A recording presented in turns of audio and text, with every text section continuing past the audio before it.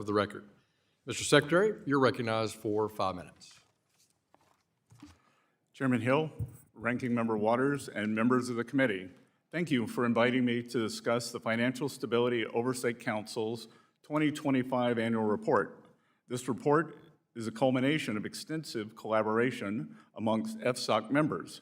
I'd like to thank them for their hard work and dedication in advancing the President's bold vision for a better America. Since day one, President Trump has focused on building parallel prosperity, an era of economic expansion where Wall Street and Main Street can grow together. To that end, Treasury has tirelessly pursued pro-growth policies to unlock the potential available to all Americans when they are free to save, invest, build businesses, and drive their own economic destinies. The Financial Stability Oversight Council plays an important role in delivering on this agenda. Too often in the past, we have seen regulation by reflex. Rather than preempting crises, regulators have frequently reacted to them after the fact. They played the role of a hazmat cleanup team instead of preventing dangerous spillovers in the first place. Regulation by reflex has led to a regulatory myopia that has undermined safety and soundness. Under President Biden, the bank regulators preoccupied themselves with reputation risk, climate-related financial risk, and other risks with no clear nexus to safety and soundness. At the same time, they centered supervision on management and other governance matters that distracted examiners and banks' risk managers from the real risk to safety and soundness. The result, predictably, was the second, third, and fourth largest bank failures in U.S. history in 2023. Besides undermining safety and soundness, regulation by reflex has driven excessive regulation. That can lead to economic stagnation, and economic stagnation is itself a grave threat to financial stability. In calibrating regulations, federal agencies must avoid the temptation to create a zero-risk financial system, which would result in what others have called the stability of the graveyard. FSOC should aim to identify vulnerabilities that could lead to systemic crises and encourage the private sector to mitigate those risks before recommending additional regulation. FSOC should also work with its members to support efforts to avoid or pare back existing regulation that stifles pro-growth lending, capital formation, and innovation.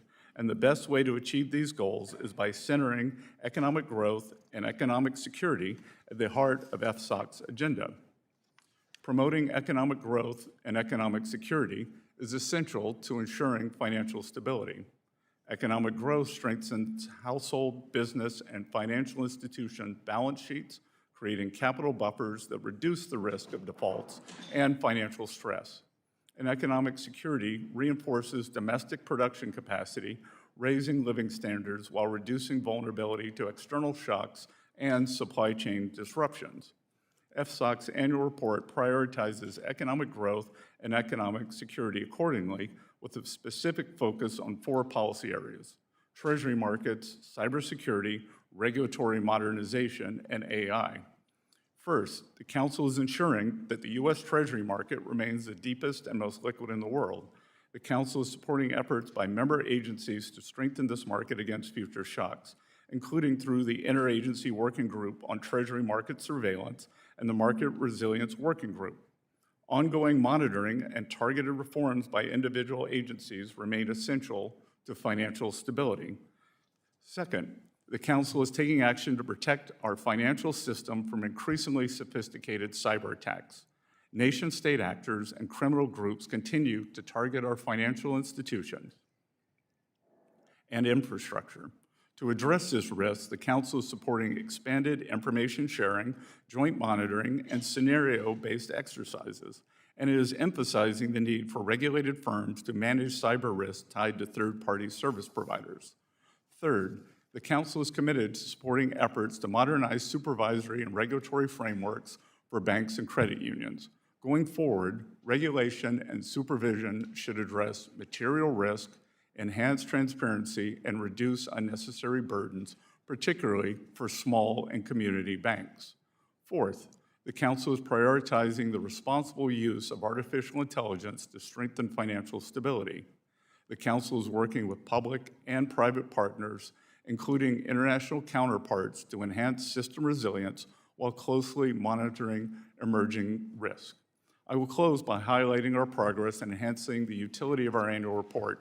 In this year's report, FSOC shifted away from its past approach, where nearly every major market and financial sector was described as a financial stability vulnerability. By introducing a new structure centered on fostering economic growth and security, we're tuning out the noise to concentrate on the issues that matter most for U.S. financial stability. With this overview, I look forward to taking your questions. We'll now thank the Secretary, and we will turn to member questions, and I recognize myself for 5 minutes.